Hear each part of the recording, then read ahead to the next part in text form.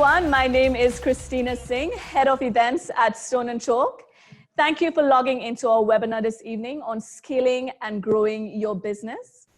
The panel discussion you're about to hear is very inspiring and insightful, so I encourage you to get comfortable and lean in. Just a couple housekeeping rules. We do understand how important it is to answer all of your questions, and thank you for everyone who submitted their amazing questions via the ticketing platform. If you do have any questions during the session, please use the Q&A function on the bottom of your screen. There are also going to be a short survey at the end, and it would be so great for you to complete that. We had over 100 people registered today. So for those of you who are new to this space, Stone and Chalk was founded in FinTech in 2015. We're a not-for-profit organization, and our mission is to nurture, connect, and to propel those who are seeking to solve the world's most pressing social and business challenges. In this sense, our founders, corporates, and industry partners, investors, and mentors are shaping the future together. We have a proven track record in developing successful growth and support frameworks for founders in the emerging tech sectors. This is now exciting new opportunities for Stone and Chalk, such as space tech, prop tech, med tech, and ag tech. Okay, so enough about that. Without further ado, I would like to introduce you to our moderator, Anne Moore, work futurist, entrepreneur, and human capital specialist. Now over to you, Anne. Thank you. Hello, everybody. I'm just delighted to be with you all today. We are joined by participants from 4 continents. We have people with us from the US, people from Hong Kong, Paris, and from all across Australia. So welcome to about 130 people that have signed up for this really important event this evening. So we're very proud to be the partner with the Cartier Women's Initiative for the 2nd consecutive year. And what we want to discuss tonight is some of what we've described as unique and complex challenges, obstacles, and opportunities that are faced by female founders that are wanting to make a dent in the universe. And we're just delighted to be here to have the conversation around how Cartier views the significant role of women in creating social and economic change through innovation. So thank you, panelists, for joining us today. I want to first introduce Winji Sampaio, the Global Program Director of the Cartier's Women Initiative. So Winji has a distinguished career in capital markets over the last 15 years, State Street Global Advisor, Barclays Global Investors, and Goldman Sachs, before she was pulled over to Paris to work at Cartier. Sounds a really difficult decision to make, Winji. One of the things I was going to mention to you is you'll notice that our background is stone and chalk. I specifically brought along some chalk this evening in the hope that I could swap it for some stone, Cartier type stone. So let's see how we go. And some of the stone that's been collected is by the winner of this year's initiative, the Laureate of the Southeast Asian and Oceania Cartier Initiative Prize, and we'll talk about that more in a moment. So I want to just emphasize the importance of this initiative. We know that all the data tells us that female founders have a harder time than male founders in funding, in securing funding, and in the general acceptance of taking a concept to market. And we'll look at that in some detail. Before we do, Winji, I would love for you, please, to tell us a little bit about when the Cartier Initiative was founded and really why, and what you regard as the eligibility criteria, because we know that you'd be looking for certain attributes in female founders. So can you give us a little bit about what that's involved from Cartier's perspective? Sure, I'd be happy to. Hello, everyone. I'm Winji Sampaio, and it's just lovely to be here and have a chance to speak with all of you from Paris. And so the Cartier Women Initiative started about 14 years ago, and we started in 2006. And at that time, we were a program that was specifically trying to support women impact entrepreneurs. The inspiration really came about as we sort of witnessed multiple remarkable projects of women creating social change via early stage businesses. And we wanted to really support that because we saw a lot of value alignment in what these women were doing with their lives and with their purpose, and along with the Maison. We have continued that work for about 14 years now, and now we are up to seven regions of the world and one global category. So we are doing this work in what we call 8 categories. And the 7 categories are regional around the world, and so we're in all pockets. And so you had earlier mentioned there was a fellow and laureate from the Australia region, and that's part of our Southeast Asia and Oceania region category. And so very exciting for us. In terms of eligibility criteria, we're focused on supporting women in the early stages of their business.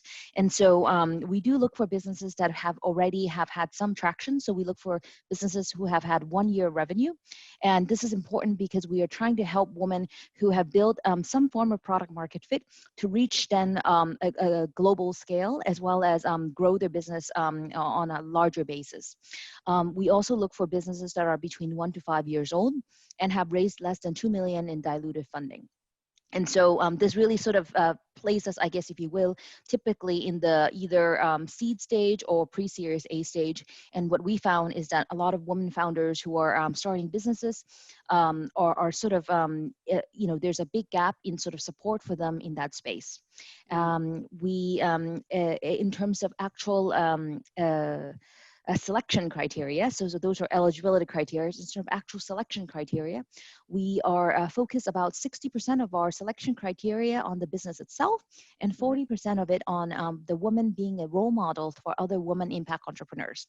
And so that is really critical for us in terms of them being able to be a role model to other women entrepreneurs, because we are trying to create a greater what we call inspirational capital for other women impact entrepreneurs to pursue this field. That's fantastic. It's really inspiring to have an organization behind that.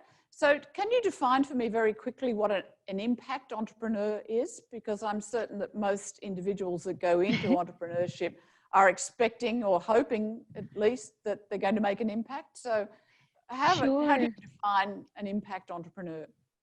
Sure. For us, we define an impact entrepreneur as a woman who has started their business for the purpose of solving one of the UN SDG goals. And so we actually call our selection criteria embedded impact. And this is important. The embedded nature of the impact is really important because we want to find women who specifically are solving, leveraging business as a force for good. And in part, our mission is also the fact that, businesses has an important role in society to make it a more progressive socially and environmental space. And so as a result, this is why we're so focused on the embedded nature. So how do you take a look at whether someone is embedded in terms of their impact? So there's sort of 2 main things that we focus on. One is intentionality. And so, so what is the intent of, and then the story of how the woman started her business? And what you'll find is over and over again, what we see in our application process and the woman impact entrepreneurs we meet is that they have experienced something in their lives, rather it's their family, their friends, or themselves. And it was a problem that they encounter, social or environmental problem, and they decided to solve it for the world. And this is the type of woman that we meet over and over again in terms of impact entrepreneurs. And so for us, the intent of that work is really important. And then the second dimension is how they started measuring it. Now, impact measurement is not an easy, it's not an easy art at all. And in fact, constantly being, I would say it evolves significantly as the business grows and as the entrepreneurship matures. And so we don't look for like perfect impact measurement by any means, but we look for rather they have taken the steps to actually start measuring it. And that to us reflects the intentionality of the impact and the embedded nature of the impact.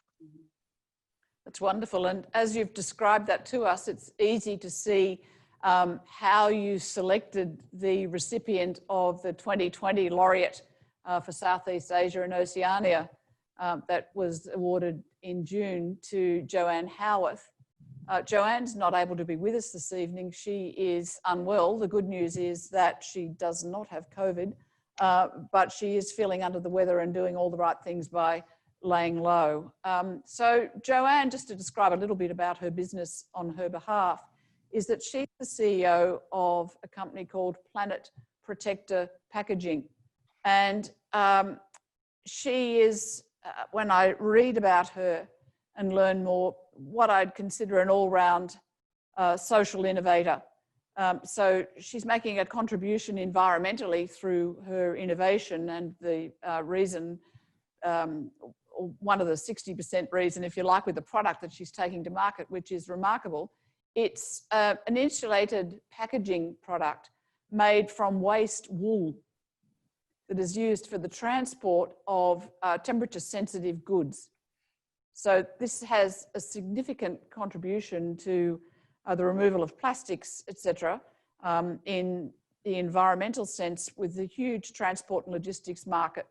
So remarkable from the product sense, but from a personal sense, the inspiration of the woman herself is that we know that Joanne is an ambassador for not only the Melanoma Institute, but also a community ambassador for Dementia Australia, and spends a lot of time as a dedicated companion to the elderly in the community. So there we have a profile of inspiration meets grit in the production of a remarkable product. So I want to ask you a little bit about the selection process that you used specifically for Planet Protector Packaging, and what did winning the grant mean for Joanne and for her business, please? Sure. Yes, yeah. So Joanne really wowed us all with the what she calls triple P of her business, and just amazing. So perhaps 60% of the selection criteria is on the business model, and 40% is on the role model. So maybe I start with the person first, because she really is remarkable, and I hope all of you have a chance to meet her. So Joanne is a serial entrepreneur, and so she has started multiple businesses in her career, and historically it has either been self-funded, and so she's never really gone the VC funding route. So she really had been successful in building a sustainable cash flow revenue generating business that just grows steadily over time. Her passion for protecting the ocean and the environment was just very evident, and so I think her as a role model for what other women impact entrepreneurs and what they could do was really amazing. Also is, as part of the Cartier Women Initiative, our program ranges from age of participants from 25 to 60. And Joanne was a serial entrepreneur. She's later on in her career, and I think she's really served as a great role model for us in the sense that, there's multiple opportunities in life, especially as a woman in what we call the life moments, to capture and create opportunities to pursue entrepreneurship to make a difference. And so she really was a really great ambassador in that sense on the role model side of the evaluation. And then on the business side of the evaluation, I would say her financial sustainability was incredibly strong. And so that's a big key focus for us in terms of how sustainable your business is, because without financial sustainability, there's no sustainable impact. And so Joanne's business was very strong in that sense. So she had a solid revenue generating model. And then last but not least is she was quite an innovator in terms of her product. She has sort of this sheep wool material, she has really created many use case for it by really partnering with her different clients and understanding their needs. And so during the time of COVID and also before, you can see her product evolution and the use case of her product to have really evolved according to the needs of the clients. And it was a really smart way of developing and innovating the usage of her competitive advantage, if you will. So yeah, she really sort of blew us away with her business. Really, it was really remarkable, and we were so happy to have met her. we may well be wearing sheep wool masks shortly. Yeah. If she continues the work that she's doing with the customer. Yeah. Something that I like there that you've talked about as an entrepreneur is the way that she was able to attract the best form of funding, which is customer revenue. So the business model that supports that is remarkable, and one that most entrepreneurs, especially serial entrepreneurs that have had their fingers burnt perhaps the first time round in attracting funding, find that programs like yours so attractive, and other forms of non-equity revenue or funding sources to be valuable. So we've had a lot of really good questions from the floor, and something, I'll get to those in a moment, but first we'll talk with Pascal. I wanted to mention that I recently had the opportunity to listen to a former Prime Minister of Australia, Julia Gillard, talk about her experiences in leadership. And I know that that's a critical part of what you're looking at, Winji. And so what I wanted to do is, for the best question that we take from the floor tonight, judged by a panel of one, that would be me, I'd like to offer up a copy of that publication by e-format or post or whatever method we choose. So keep those questions rolling in. We've already got some excellent ones. So Pascal, I'm expecting to see your question shortly. So let's move on to you, shall we? When we're looking at something also very noble, and that is women entrepreneuring for women. So your background, Pascal, is, and let me introduce you to the audience. You are Pascal Haile-Moret, yes? And you are the founder of Super Rewards, right. The CEO and founder of Super Rewards. So you're also a serial entrepreneur. Yes. And Yes. I like to think of serial entrepreneurs as recidivists. You're a dedicated advocate for, if that's not a tautology, gender equity. That's right. Your background is also in financial services, and after a career exposed to financial services, you rightly recognise that there are structural impediments in the way that women are funded to retirement. And the gross inequities that exist there for various reasons that all of us are familiar with and probably don't need to expand upon this evening. So what I'd love you to do, please, is can you explain to us what you're achieving with Super Reward, please? Sure. So thank you, Anne, and it's a delight to be here tonight. So what Super Rewards aims to do is to close the gender superannuation gap. So superannuation is the mandated retirement system, pension retirement system here in Australia.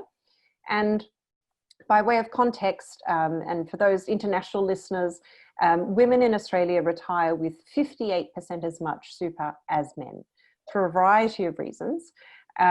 What does 58% actually translate to? It means that if we look at a modest, and it is a very modest budget for retirement, women are retiring with only enough to live on for 6 years, but they live another 14 years on average after that. So that is the fundamental problem that we face. Now, it is it's a burning issue. It's not right to say that we're reaching tipping point. It is more correct to say that we are at tipping point. And I'll just throw some facts out there to give you some context around that statement. So in Australia at the moment, half of women aged 65 retire with absolutely no superannuation. So just to be clear, they're retiring with no monies with which to live on. The fastest growing demographic of the homeless population in Australia is in fact the older woman, the 55-year-old woman who finds herself living out of her car or permanently couch surfing. And by way of general measure, 1 in 6 women in Australia retires into poverty. And so I think when we have a country as rich as ours, that is nothing short of absolutely disgraceful. In terms of, broader context around what's going on, one of the other hats that I wear in life is as the Director of Communications for the Australian Gender Equality Council. So this is a not-for-profit, independent organisation which is dedicated to addressing, researching and trying to influence the state of gender equality or inequality in Australia. And it was really through my work with the council that I saw firsthand just how slowly Australia is moving on the superannuation front, on the gender pay gap front, you know, all these different measures, right? And if you think about Australia as a nation, we, in 2006, which Winji is the very year that your initiative was founded, Australia was ranked 15th globally on gender equality. We now fast forward to 2020 and we have slid to being ranked 44th in the world. Whoa. Yes, so not only are we not making progress, we're actually going backwards. And it was my work with the council, which, and you know, you mentioned I'm a seasoned entrepreneur as well. The council is a startup itself. And you know, we run on the smell of an oily rag, but it was really confronting for me in my work there to see just how little action and change was being taken. You know, government doesn't move very fast. Corporates don't move very fast. You know, even the average consumer, 1 in 5 don't believe there's a gender pay gap, which I just find remarkable. But it was also through my work with the council that I came to understand just how impossible the task is that women in Australia have been set when it comes to their superannuation. What do I mean by that? Well, let me share a very little known fact with you. So government and industry likes to say women need to be better educated so that they can top up their superannuation. Now, I have no problem with the first half of that sentence. We could all do with being better financially educated, myself included. However, when 40% of the female population aged 18 to 64 in Australia are not in the workforce and therefore not earning income, not earning super, please tell me, where is the money going to come from to top up this system design deficit? Equally, another 36% of that segment of females in Australia are working part-time or casually so they can meet their family responsibilities. When you're working part-time or casually, you're probably contributing fractionally to your super, if at all. But, and again, money is at a premium. So again, tell me, where does the money come from to top up this system design deficit? So the other part of the challenge that Australia particularly faces is women's roles in society. Now, if we put a dollar value on all the unpaid work that women do in Australia, you know, looking after children and domestic duties and so on, we would add another fantastic $2.2 trillion to the economy every year. So what I decided to do, because I basically became very fed up with what I was seeing and hearing working at the council, was I thought, this is impossible. Women are stuck, right? We're priced out of returning to work. We're being told to top up our super system with mythical monies. We're burdened with responsibility. So the average woman working full-time does 14 hours of unpaid work more. So that's 2 extra days of unpaid work more than the average man working full-time. So we don't have any money to top up our pension. We're burdened with responsibility. What actually do we do? So I decided that there was a way to leverage all that responsibility and that, you know, that primary care and the caring for others and coordinating Christmas and doing the grocery shopping and you know, buying school clothes for the children, all those sorts of things, with the fact that women make 80% of household purchasing decisions. So that was the genesis of Super Rewards, which is an online shopping platform where you earn super, so cash back into your superannuation from over 200 of Australia's leading retailers. So it's free to join. The average cashback is 5%. And we have dedicated partnerships with the likes of Woolworths, eBay, Apple, Pet Barn, The Iconic, and pretty much every retailer that you would want to find under the sun. That is really exciting, and I'm taking what you've said very seriously. However, I do feel compelled to make a contribution to my super fund through Cartier in a very short space of time. It's an ill wind, isn't it? Yeah, that's wonderful that you've taken this initiative and you've described what is pretty much a wicked problem, which is exactly the sort of thing that Cartier Winji is attracted to. So I've got some questions, and I'm going to ask one of them of you specifically, Pascal. Sure.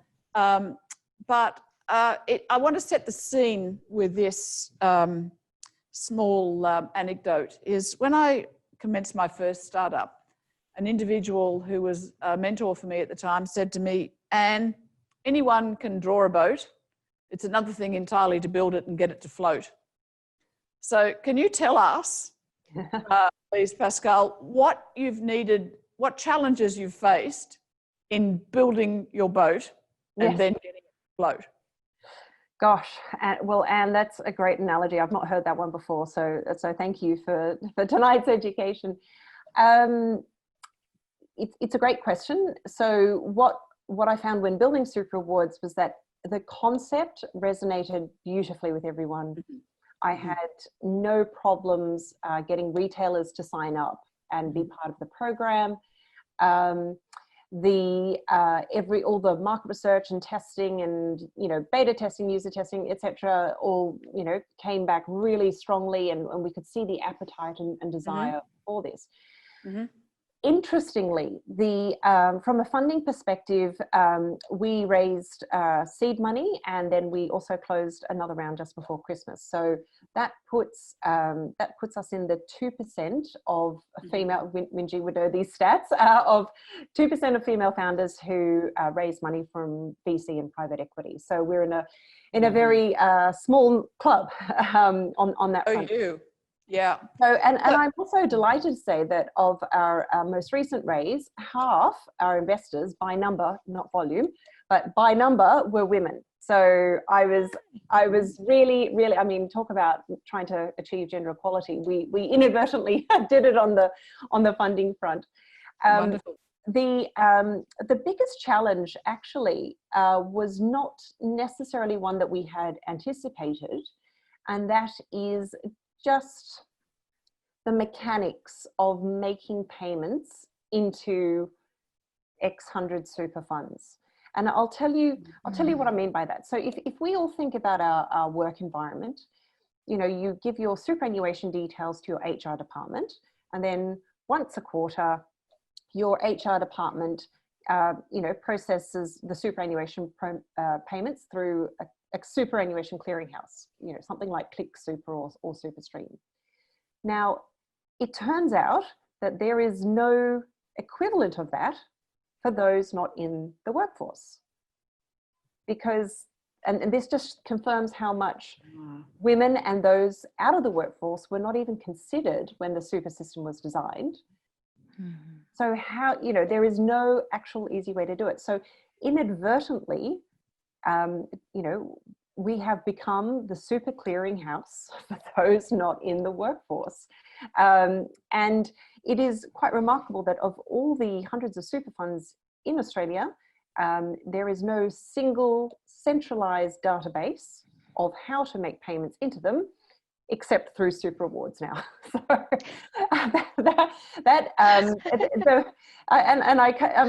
it's not a particularly exciting or sexy topic, payments and so on, but it has been, one of the biggest challenges beneath the surface. And interestingly, some of the super funds, what they say their minimum amounts are actually very different to what we have experienced. But so that for us has probably been the most difficult part of the whole of the boat build. So thank you for sharing that. Taking it from a sample of one, I'd like to draw it back to Winji, please, and ask you, Winji, what patterns have you observed in the challenges in capital and capability for early stage startups? What have you observed? And we all think that we're living this world in complete isolation, but we're not. There are patterns. So what are the patterns that you've seen as far as challenges go and successes, really? Yeah. Yeah, sure. So I think on this topic of financial capital to support women entrepreneurs, I think as Pascal said, as we all know, the statistics for venture capital going to women is very paltry. It's like 2 to 3%, and even and those stats are for women entrepreneurs that actually. If you take a look at the data on a deeper basis, it's typically for businesses and industries that are associated with women, like consumer-related, beauty, fashion, and etc. And so if you specifically look at, for example, deep tech categories, which are technology and science categories that requires long cycle commercialization and etc., those stats are even worse and literally at half of the amount of the general stats for women. And so I think this just really shows that actually the amount of capital that is available to women historically has been very low. And so I think for the women entrepreneurs, there's a few things. One is I think as part of our human capital support to the women entrepreneurs in our program, we do focus a lot on strategic financial mindset. And this is in part because the capital out there is more challenging to find, but also is I think it's always good. Venture capital is always it's an important part of the ecosystem, but at the same time, it's not the only solution to finance your business, right? And we meet over and over again entrepreneurs like Joanne and others who are innovative about how they think about financing their business, and potentially because they have had to be even more innovative and nimble and thinking about how to grow their business. Mm-hmm. And so as part of our human capital support, we have this module around strategic financial thinking. And this is specifically to help the woman entrepreneur think about how to scale their business, what would make the most sense in terms of the different types of funding available, rather as dilutive capital or non-dilutive capital or revenue-based kind of financing for their businesses. And what we find is oftentimes a woman, when they see actually all of these different financing options and think through in the long run how they're trying to grow their business and how to make their impact sustainable, they will find sort of a strategic financial roadmap that is sometimes include VC and sometimes does not. So it begs the question of, in developing this capability, and we know that we have to have many skill sets, be a jack of all trades, and to execute on skills that we don't particularly possess but need to, especially in very early stages. So, we need to understand a lot of, I call them technical elements of being a founder, marketing and, the processes that we take an early stage business through. So I want to come back to you in a moment, Pascal, to ask you about the importance of community, but I want to also refer directly to a question that we've received about mentoring for female founders and who is available, how important is community, and do we rely on female mentors, and if so, where do we find them?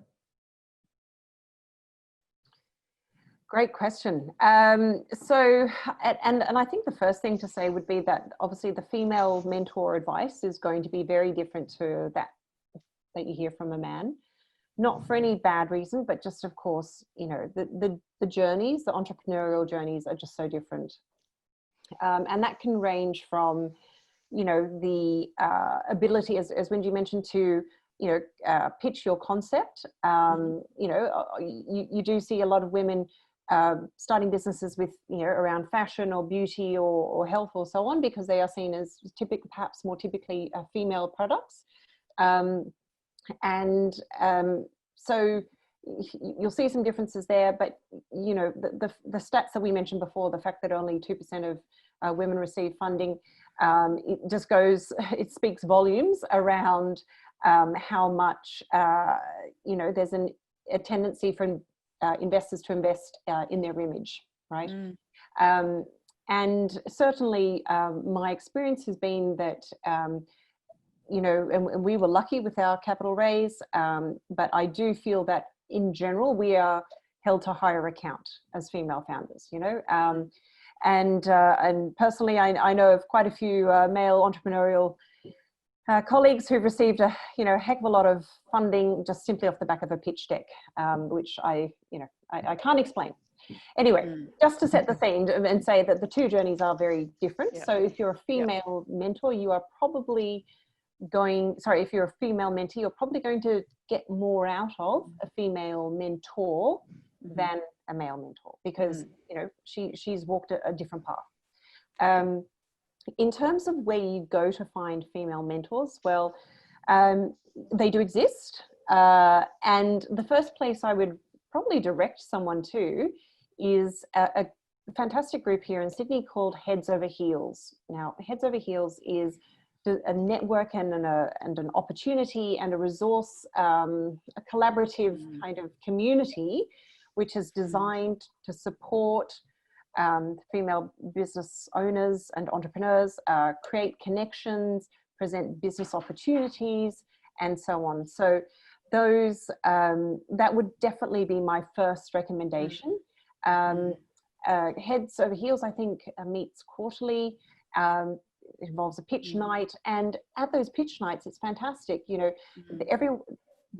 presenter says, here's what I need. I need introductions to media. I need introductions to people in the sporting industry. I need introductions for marketing partnerships, all those sorts of things. And, there's anywhere between 60 and 80 people, let's say, and people stick up their hand and say, I can introduce you to this person. I can introduce you to that person. I can introduce you to that company. So through that, it's about introductions, but you will also be able to find mentors there. So at Stone and Chalk, we also conduct an excellent mentoring program, and I say that with a high degree of bias because I've participated in that some 2 seasons ago, and I'm still meeting on a fortnightly basis with that mentor long past the use-by date of the formal program. And we're happy to provide the participants of tonight's session with some data around who might be able to, how we can connect you with female mentors. But I just do want to ask Wingy a question then around the attributes of female founders. And I know I'm going to go down a gender path here, but you've worked in capital markets for a long time and organised funds for every manner of startup across a whole range of sectors, and predominantly in the early stages, I'm sure, with men. Are there different attributes? Let's call it. Are there different attributes between male and female founders, do you think?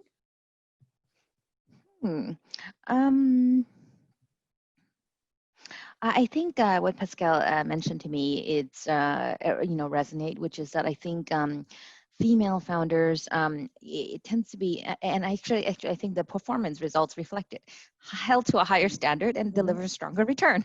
That's actually the current stats of performance of female founders. And so in so many ways, as an investor, investing in a female founder is actually just good business. And so in terms of attribute, I would say there's more, I guess we might call it a bit more like more humility around the business. I think over time, what we see is that a lot of women build terrific, very strong businesses, but they speak about it in much more conservative manner. Relative to man. And certainly we see that oftentimes, with a terrific list of clients, sometimes we still experience and meet entrepreneurs who describe it as, I'm starting an early stage, small business, and there would be sort of these words that they embed within sort of how they describe their business that sometimes when you actually look at the results, like, wow, this is really impressive. Like, and I think all else equal, if a man came and described the same business, they probably would have skipped some of those words. And these words include like small or just, and these are just so small. Exactly. All the diminishing words that speak in very subjective terms. I used the dent in the universe to begin with. And that was a quotation from what we might think of as a quite out there, assertive founder, one Steve Jobs. And women generally would think that they'd be scoffed at or frowned upon, laughed at if they were to go out and say, look, I intend to make a dent in the universe. I think it's less of an issue, which brings us to another great question that we've got is, how do we grow the confidence to get out there from behind our desks, to stop being the theorist, and as Steve Pink says, get out of the building? Is it as simple as putting one foot in front of the other and really the fake it till you make it? Because all entrepreneurs have an aspiration at some point in time that is larger than reality, just like the demands of the business are always larger than reality. Yes. So what's the advice on the fake it till you make it, getting out of the building? I totally support that attitude. And we did have a question on the chat, which was, along these lines, how do you get the confidence to just go out there and pitch? And I mean, I think the first thing I would say is that as an entrepreneur, you are going to hear a lot of no. So yes. And it's no, but so if you're not built to take that, or if you don't think you can learn to hear no a lot, then I would tactfully suggest that perhaps this career is not for you. But in terms of going out, and it is one foot in front of the other, and I always take the view that the worst thing anyone can say to me is no. And then, okay, well, that just means that I'll find a yes from someone else somewhere else. Yeah. And quickly move on. So how important then, Pascal, is your community?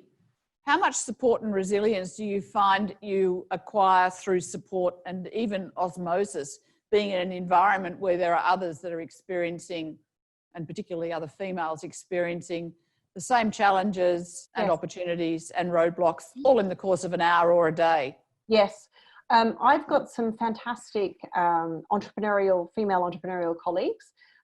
We did a trip to Silicon Valley together, I think 7 years ago now, and we are still tight as, and it's simply because we walk the same path and we get it and we understand what the challenges are. And you have to have those people around you. You really, really do. So whether it's, a community that you've built up yourself, like I did, or a community like Stone and Chalk, where you can come and say, look, I've got this issue, or I want that introduction, or I don't know how to, resolve this problem. You have to have other people that you can bounce ideas off, because otherwise it's just you, in your vacuum, in your echo chamber. And you're not necessarily able to see a different point of view. So a large part of my day, in fact, is I speak to everyone all the time. I'm speaking to consumers, I'm speaking to marketing partners, I'm speaking to suppliers, I'm speaking to super funds. And so it's because I'm at the coalface, I think I'm able to form a reasonably comprehensive view of what the landscape is. But so I would say the importance of community is second to none. And also being able to, just have your trusted people, right? That you can go to and say, have I understood this correctly? What's your take? And you know that you're going to get a straight answer.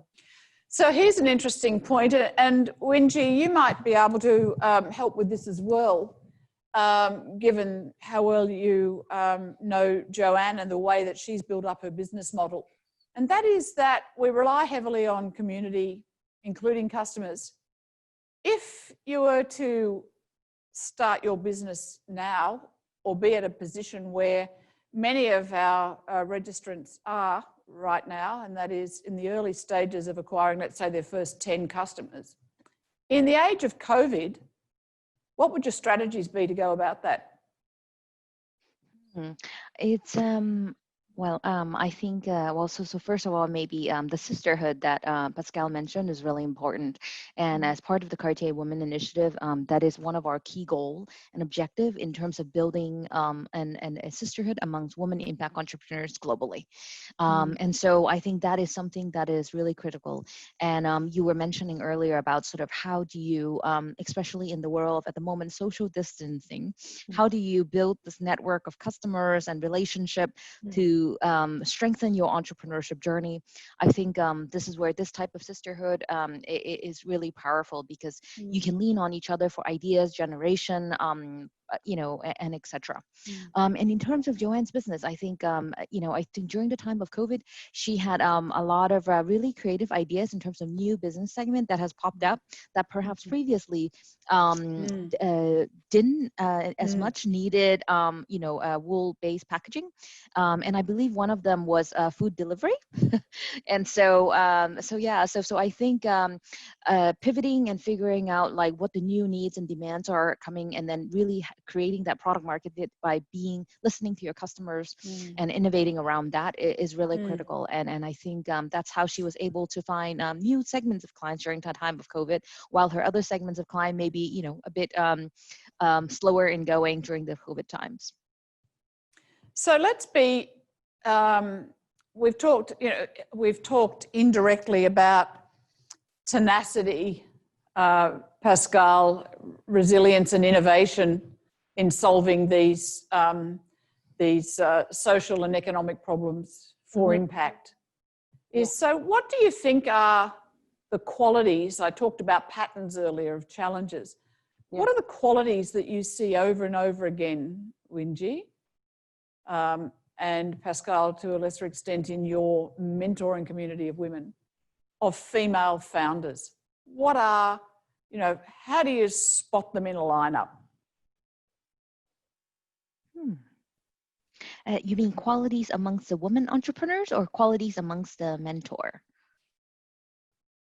Qualities amongst the founders, because I'm assuming that a mentor may have at some point been a founder or been involved in that community. So what are we seeing? What are the attributes that we see over and over again in those women who build the ship and float it and get into dangerous seas and survive?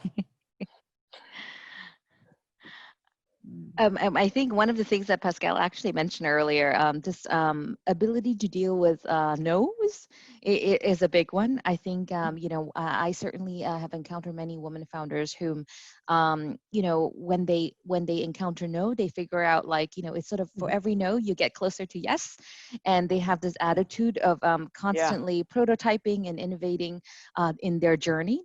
And they also know that, in the early days of their business is sort of really the minimum viable product. And so as a result, it's going to be a long journey of developing that solution. So, I would say that's one quality that I've seen that's very strong amongst women impact entrepreneurs. Someone said to me once that what we're really looking at designing is the minimum lovable product. That people are going to want to, fall over backwards for, which puts us into the next frame. We're getting towards the end of some of our excellent questions, and I still have several here. But so this one is for you, Pascal, specifically, and then we'll come to you, Winji, for your observations more broadly. Did you start your business as a side hustle? This one, no. This was full-time from the get-go. And that was made possible because we had secured funding. But my previous startup, my previous owned startup, was started as a side hustle. And other businesses I've consulted on or am an advisor to have also, I guess, half and half. Some side hustle, some full-time. I think that there's a very fine line depending on what it is and your passion for it. There's a very fine line between side hustle and full-time, right? And I personally don't know a single entrepreneur, either female or male, who doesn't live and breathe what they do. I speak occasionally at various incubators, and one of the things that I say is that I'd like you to write all of your dearest friends a note to say, I love you dearly, I'll see you in 3 years. That's so true. That's so true. So yeah. what do you see as patterns, Wingy? How many side hustles? I call them night founders, by the way. Yeah. It's what they do in, you know, who in their right mind, having said that, would swap out a 40-hour week for an 80-hour week as a founder? So what's the story with side hustles in your experience, Wingy? Yes, well, I think this is especially interesting for women because we women have different life moments in our life and creates opportunity to pursue entrepreneurship at different stages. And side hustles occur often amongst at least the applicants to the Cartier Women Initiative globally. A lot of times either due to them taking care of, for some reason they may have left their full-time career and then they have encountered another issue and then as a result started a side hustle that sort of tries to solve that issue. And so that has been really inspiring. But just as Pascal said, I mean, there's they're fully dedicated, and I think that the purpose of the work really drives the motivation to work the 80-hour weeks. Yeah. So it's really interesting. Imagine I come to you now and I say, look, I intend to be in the program in 5 years' time. And I could be anyone that's listening today. And I hope I'm lots of people who are listening today, actually. Yeah. I've got a great idea. Where do I actually start? What is my next step on that road? I would encourage, if you have a great idea, to start prototyping it and to see if you have a customer.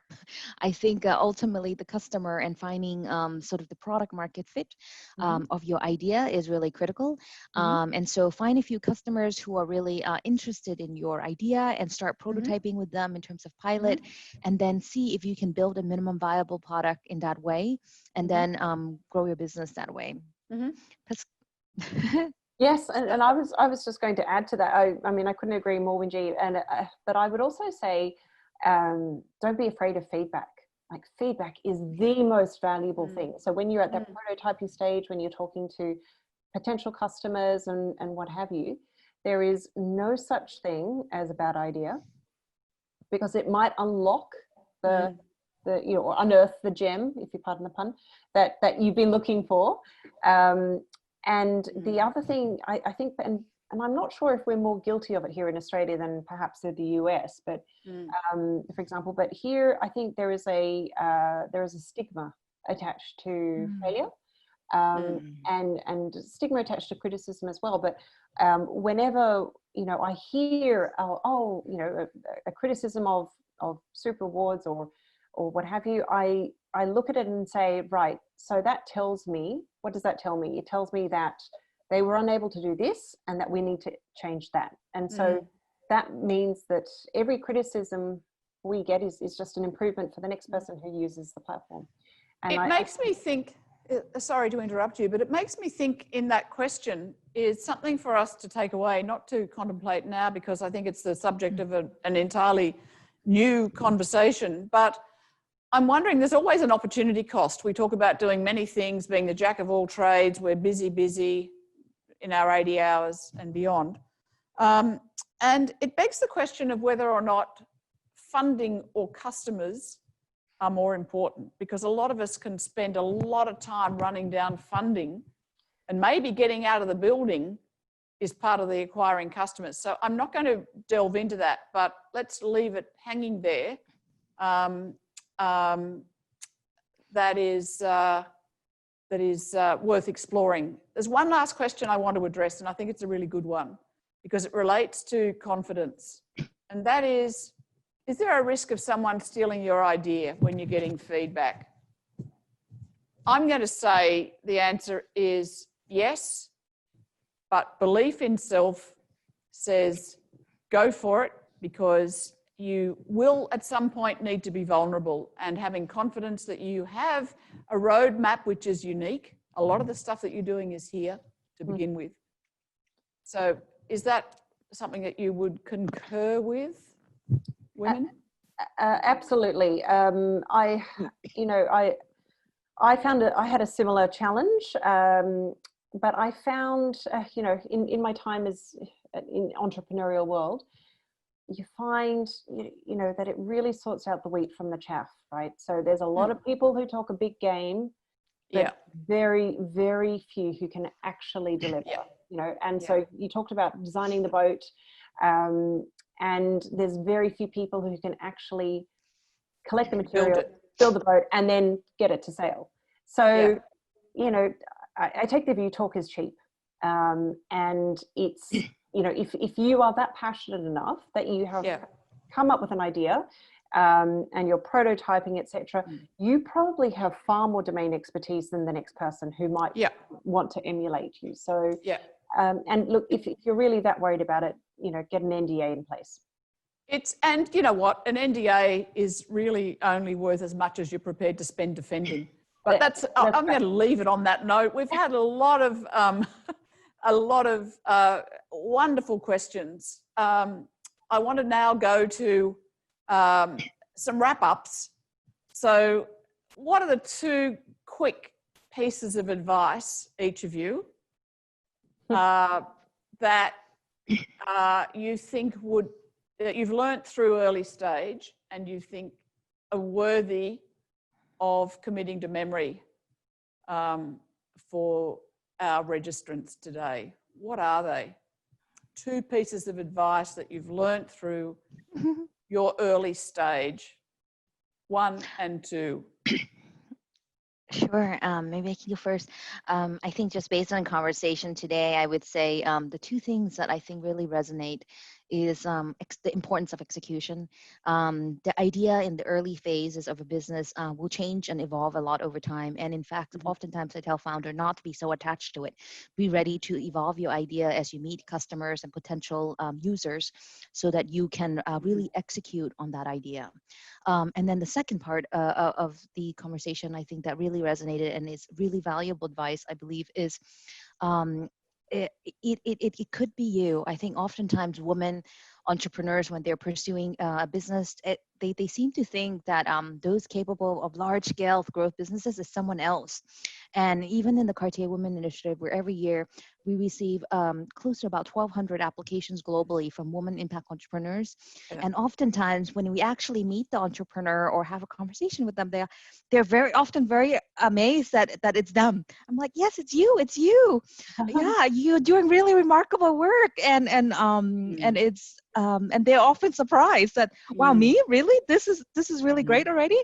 And so I just wanted to share with everyone that it is you. You can do all of this if this is what you feel is your calling and is what your choice is to do. So I hate to say it, but if it's what floats your boat. Yeah, I love it. See what you did there, Anne. Winji, you must have been reading my mind. So my version of what you just said is pretty much, every no is a step closer to yes. So that's the first piece of advice. And the second piece of advice is a personal acronym of mine, being JFDI, being short for just flipping do it. Yeah, love it. Love it. I don't know that I would support the adjective, but yes, go for it. I can think of another one straight off my head. That was the clean version. Look, I want to wrap up now. We've got 2 minutes left. I want to say, Pascal, thank you for the work that you're doing to improve the financial prosperity and mental health of so many women, and for your innovative solution to a very wicked problem. I want to say to Joanne, thank you in your absence for reaching out and finding ways to make the world a better place, one sheep at a time, I'm guessing, and through the other work that she's doing. And most importantly, Winji, can I say to you, on behalf of every woman who ever had a dream to do something that was going to make the world beyond self a better place. Thank you for recognising that and drawing together a family of women who are genuinely making an impact in the world. Thank you for that work. Oh, thank you. It's our privilege. That's it, folks. And I will say to you that the question I liked best was the one about the mentors. So I will follow you down with a copy of Julia Gillard's recent book. And we might even be able to organise that for the panellists as well. Thank you. It's been an absolute pleasure and privilege to meet with you both, and all the very best. Stay safe and have a great day.